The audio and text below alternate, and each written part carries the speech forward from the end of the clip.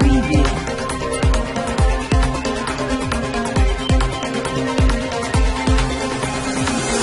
Preview. बिस्मिल्लाहिर्रहमानिर्रहीम।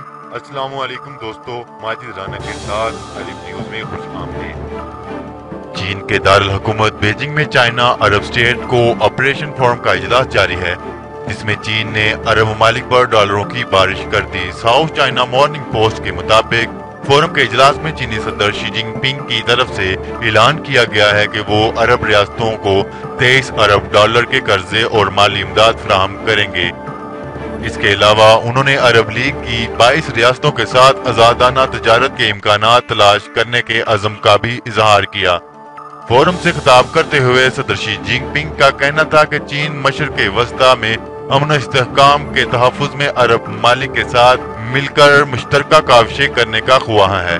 चीन अरब ममालिक के साथ ऐसी बेहतरीन दोस्ती चाहता है जिसमें हम एक दूसरे से सीख सकें, खित्ते में मसावात और इंसाफ का दिफा कर सकें और मुश्तरका तौर पर तरक्की का सफर तय कर सकें। वाज़िया रहे कि चीन की ऐलान करदा रकम में से 20 अरब डॉलर कर्ज की मद में अदा किए जाएंगे, जो अरब ममालिक में मुख्तलिफ तरक्याती मंसूबे के लिए और नई नौकरियां पैदा करने के लिए खर्च होंगे।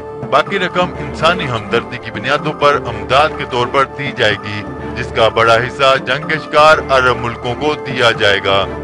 अगर आपको ये वीडियो पसंद आए तो हमारा चैनल सब्सक्राइब करें, लाइक करें, कमेंट करें। शुक्रिया। पाकिस्तान जिंदाबाद।